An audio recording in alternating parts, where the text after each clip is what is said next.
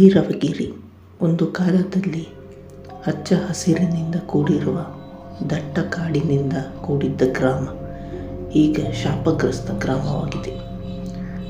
ಜನಜಂಗುಳಿಯಿಂದ ತುಂಬಿದ್ದ ಊರಿನಲ್ಲಿ ಈಗ ಉಳಿದುಕೊಂಡಿರುವುದು ಬೆರಳೆಣಿಕೆಯಷ್ಟು ಕುಟುಂಬಗಳು ಮಾತ್ರ. ಕಾರಣ, ಕಳೆದ ಸ್ವಲ್ಪ ದಿನಗಳಿಂದ ಆ ಊರಿನ ಜನಗಳು ಅನುಭವಿಸುತ್ತಿರುವ ನರಕಯಾತನೆ.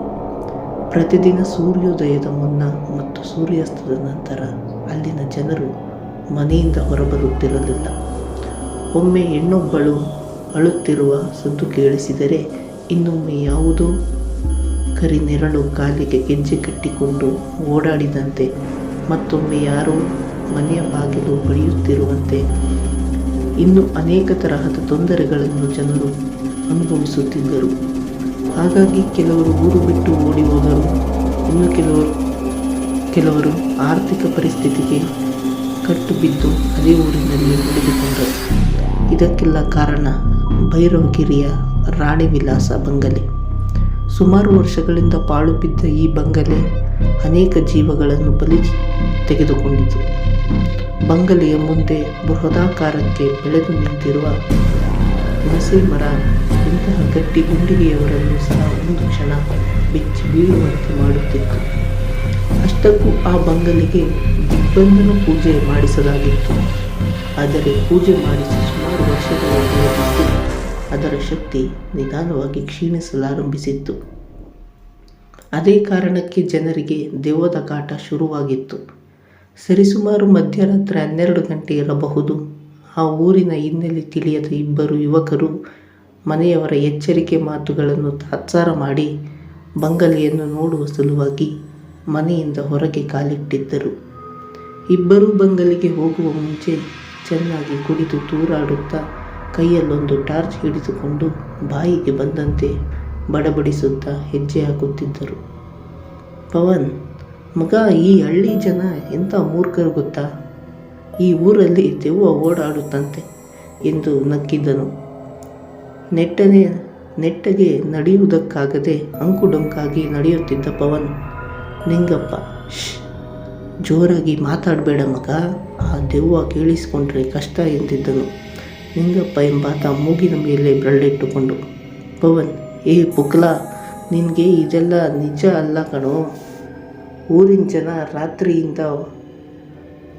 ರಾತ್ರಿ ಮನೆಯಿಂದ ಹೊರಗೆ ಬರಬಾರ್ದು ಅಂತ ಸುಳ್ಳು ಸುದ್ದಿ ಹಬ್ಬಿಸುತ್ತಾರಷ್ಟೇ. ನಿಜ ಏನಂದರೆ ಈ ದೊಡ್ಡ ಮನುಷ್ಯರು ಇರ್ತಾರಲ್ಲ, ಅವರುಗಳ ಕೆಲಸ ಶುರುವಾಗೋದು ಈ ಟೈಮಲ್ಲಿ ಗೊತ್ತಾ? ನಿಂಗಪ್ಪ, ನಿಜ ಹೇಳ್ತಿದ್ದೀಯೇನು ಪವನ್? ಆಶ್ಚರ್ಯದಿಂದ ಕೇಳಿದನು. ಅವರಿಬ್ಬರು ಮಾತನಾಡುತ್ತಲೇ ರಾಣಿವಿಲಾಸ ಬಂಗಲೆಯ ಗೇಟ್ ಸಮೀಪಿಸಿದ್ದರು. ಅವರ ಮಾತಿನ ಮಧ್ಯೆ ಸಣ್ಣದಾಗಿ ಗೆಜ್ಜೆ ಶಬ್ದ ಕೇಳಿ ಬರಲಾರಂಭಿಸಿತು. ಮೊದಲು ಕೇಳಿಸಿದ್ದು ನಿಂಗನಿಗೆ, ಆದರೆ ಪವನ್ ಕಿವಿಗೆ ಏನು ಕೇಳಿಸಲಿಲ್ಲ. ಆಗಲೇ ನಿಂಗನಿಗೆ ಭಯ ಶುರುವಾಯಿತು. ಪವನ್, ಯಾಕೋ ತುಂಬ ಭಯ ಆಗ್ತಿದೆ ಮಗ, ವಾಪಸ್ ಹೋಗೋಣ ಬಾರು, ಭಯದಿಂದ ಬೆವ್ತು ಹೋಗಿ ತಡವರಿಸುತ್ತಿದ್ದನು ನಿಂಗ. ಪವನ್ ಹಣೆ ನೀವಿಕೊಂಡು, ಒಳ್ಳೆ ಪುಕ್ಲನ್ ಸವಾಸ ಆಯಿತು, ಹೋಗೋದಾದರೆ ನೀನು ಹೋಗು, ನಾನು ಮಾತ್ರ ಒಳಗು ಏನಿದೆ ಅಂತ ನೋಡಿಕೊಂಡು ಬರೋದು ಎಂದು ಪಣ ತೊಟ್ಟು ಒಬ್ಬನೇ ಮುಂದೆ ಹೆಜ್ಜೆ ಹಾಕಿದನು. ನಿಂಗನಿಗೆ ಆ ಧೈರ್ಯ ಇಲ್ಲದ ಕಾರಣ ಎದ್ದೆನೋ ಬಿದ್ದೆನೋ ಎಂದು ಅಲ್ಲಿ ಒಂದು ಕ್ಷಣನೂ ನಿಲ್ಲದೆ ಓಟ ಕಿತ್ತನು.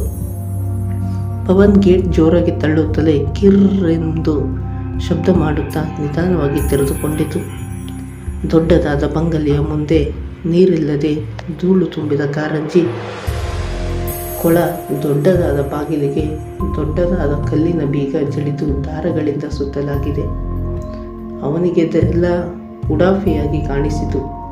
ಬುದ್ಧುಗಳು ಇಷ್ಟೊಂದು ದೊಡ್ಡ ಮನೇನ ವಾಸ ಮಾಡೋಕೆ ಉಪಯೋಗಿಸಿಕೊಳ್ಳೋದು ಬಿಟ್ಟು ಬೀಗ ಹಾಕಿಟ್ಟು ವೇಸ್ಟ್ ಮಾಡ್ತಿದ್ದಾರೆ. ಈ ಜಾಗ ಏನಾದರೂ ನನಗೆ ಕೊಟ್ಟರೆ ರಾಜನ್ ಥರ ಇದ್ದು ಬಿಡ್ತೀನಿ ಎಂದು ಒಣಗುತ್ತಲೇ ಸುತ್ತಲೂ ಟಾರ್ಚ್ ಹಾಕಿ ನೋಡುತ್ತಿದ್ದನು. ಒಳಗೆ ಹೋಗಲು ದಾರಿ ಇರಬಹುದಾಯಿತು. ಬಹಳ ಹೊತ್ತಿನಿಂದ ಇವನನ್ನೇ ಗಮನಿಸುತ್ತಿದ್ದ ಕಪ್ಪು ಆಕೃತಿಯೊಂದು ಹುಣಸೆ ಮರದಲ್ಲಿ ಕೂತಿತ್ತು. ತಕ್ಷಣ ಕಪ್ಪು ಹೊಗೆಯ ಆಕಾರ ಪಡೆದು ಹಾರಿ ಹೋಯಿತು. ಪವನ್ ಯಾರೋ ಅವನ ಕಿವಿಯ ಬಳಿ ಪಿಸುಗುಟ್ಟಿದಾಗ ತಿರುಗಿ ನೋಡಿದನು. ಯಾರೂ ಕಾಣಲಿಲ್ಲ. ಭ್ರಮೆ ಎಂದುಕೊಂಡವನಿಗೆ ಮತ್ತೆ ಯಾರೋ ಕಿವಿಯಲ್ಲಿ ತನ್ನ ಹೆಸರು ಕರೆದಂತಾದಾಗ ಅವನೊಳಗೆ ಸಣ್ಣಗೆ ಭಯ ಹುಟ್ಟಿಕೊಂಡಿತು. ಮತ್ತೆ ಯಾರದೋ ಕಿಲಕಿಲ ನಗು. ಹೆದರಬೇಡ ಪವನ್, ನಿನಗೆ ನಾನೇನು ತೊಂದರೆ ಮಾಡಲ್ಲ, ನನಗೊಂದು ಸಹಾಯ ಮಾಡ್ತೀಯಾ ಕೇಳಿತು ಆ ಧ್ವನಿ. ಆಗ ಪವನ್ ಓಡಿ ಹೋಗಲು ಯತ್ನಿಸಿದಾಗ ಅವನ ಕಾಲುಗಳು ನೆಲಕ್ಕೆ ಹಿಂಟಿಕೊಂಡಿವೆ. ಆ ಧ್ವನಿ ಭೀಕರವಾಗಿ ನಗುತ್ತಾ ಅವನ ಸುತ್ತ ತಿರುಗುತ್ತಿದೆ. ಪವನ್ ಭಯದಿಂದ ತಪ್ಪಾಯಿತು, ಈ ಕಡೆ ಇನ್ಯಾವತ್ತೂ ಬರಲ್ಲ, ದಯವಿಟ್ಟು ನನ್ನ ಬಿಟ್ಬಿಡಿ ಎಂದು ಗೋಗರಿಯುತ್ತಾನೆ. ಆಗ ಸಿಟ್ಟಿನಿಂದ ಅವನ ಕಪಾಳಕ್ಕೆ ಬಾರಿಸುತ್ತದೆ ಆ ಧ್ವನಿ. ಹೋಗಿ ಆ ದಾರಗಳನ್ನು ತೆಗಿ, ಅಲ್ಲಿಯವರೆಗೂ ನಾನು ನಿನ್ನನ್ನು ಬಿಡುವುದಿಲ್ಲ, ಹೋಗು, ಆ ದಿಗ್ಬಂಧನ ಮುರಿ, ಬೇಗ ಹೋಗು ಎಂದು ಅವನ ಹೆದರಿಸುತ್ತದೆ ಆ ಧ್ವನಿ. ಪವನ್ ಬೇರೆ ದಾರಿ ಇಲ್ಲದೆ ದಿಗ್ಬಂಧನವನ್ನು ಮುರಿದು ಆತ್ಮವನ್ನು ಬಿಡುಗಡೆಗೊಳಿಸುತ್ತಾನೆ. ಬಂಗಲೆಯ ಬಾಗಿಲು ಸದ್ದು ಮಾಡುತ್ತಾ ತೆಗೆದುಕೊಳ್ಳುತ್ತದೆ. ಆಗ ಅದರೊಳಗಿಂದ ಕಪ್ಪು ನೆರಳೊಂದು ಹೊರಬಂದಿತು. ಇತ್ತ ಹುಣಸೆ ಮರದಲ್ಲಿ ಕೂತಿದ್ದ ಕಪ್ಪು ಆಕೃತಿಯು ಹಾರಿ ಹೋಗಿ ಆ ನೆರಳಿನೊಂದಿಗೆ ಬೆರೆತು ಬಿಡುತ್ತದೆ. ಇತ್ತ ಕಲ್ಲಿನಂತೆ ನಿಂತಿದ್ದ ಪವನ್ ಮುಖದ ಅತಿ ಸಮೀಪಕ್ಕೆ ಬಂದಿತು. ಆಕೃತಿ ಅದರ ಭೀಕರ ರೂಪವನ್ನು ಕಂಡು ಬೆಚ್ಚಿ ಬಿದ್ದ ಪವನ್ ಬಾಯಿಯಿಂದ ಮಾತು ಹೊರಡಲಿಲ್ಲ. ಅವನ ತಲೆ ಮೇಲೆ ಕೈಯಿಟ್ಟು, ಆತ್ಮ, ಪವನ್, ನೀನಿಲ್ಲಿಗೆ ಏನನ್ನು ಹುಡುಕಿ ಬಂದಿಯೋ ಅದು ನಿನಗೆ ಸಿಗಲಿಲ್ಲ ಅಲ್ವಾ ಎಂದಾಗ ಪವನ್ ಮಾಯೆಗೊಳಗಾದವನಂತೆ ಹೌದೆಂದು ತಲೆ ಆಡಿಸಿದನು. ಇಲ್ಲೇನು ನಡೀತೋ ಅದನ್ನು ಯಾರಿಗೂ ಹೇಳಲ್ಲ ಅಲ್ವಾ ಎಂದಾಗ ಮತ್ತೆ ತಲೆ ಆಡಿಸಿದನು. ಹೇಗೆ ಬಂದಿಯೋ ಹಾಗೆ ಮನೆಗೆ ಹೊರಟು ಹೋಗು ಎಂದಾಗ ಮರುಮಾತನಾಡದೆ ಮನೆಯ ದಾರಿ ಹಿಡಿದನು.